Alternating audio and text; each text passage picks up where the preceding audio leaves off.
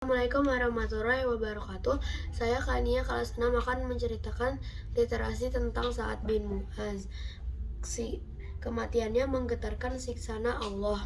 Sa'ad bin Mu'adz bergelar Abu Amr. Dia adalah seorang yang lihai menunggang kuda. Ayahnya adalah Mu'adz bin An-Nu'man dan ibunya Qabsyah binti Rafi. Dia adalah pemimpin Abdul Ashal. Suatu ketika ia berjalan tergesa-gesa menuju rumah As'ad bin Zurarah, anak bibi Sa'ad bin Mu'adz, untuk menemui Mus'ab bin Umair, seorang duta Rasulullah yang ditugaskan mengenalkan dan mengajarkan Islam. Ia bermaksud mengusir Mus'ab bin Umair. Saat ia berada di hadapan Mus'ab, ia terkesan mendengarkan untayan dakwah Mus'ab bin Umair. Hidayah mulai menghampirinya sehingga ia segera bersyahadat. Ia memungut tombaknya lalu menemui kaumnya. Ia berkata, "Wahai Bani Abdul Ashal, apa pendapat kalian tentang diriku?" Mereka menjawab, "Engkau adalah pemimpin kami, orang yang paling kami ikuti pendapatnya di antara kami dan orang yang paling kami percaya."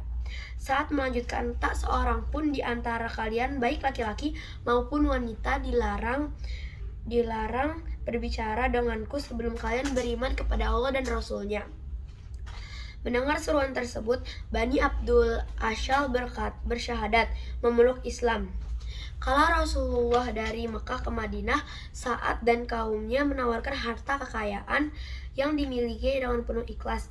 Saat Rasulullah akan melakukan perang di Perang Badar, Sa'ad memberikan sikap tegas. Saat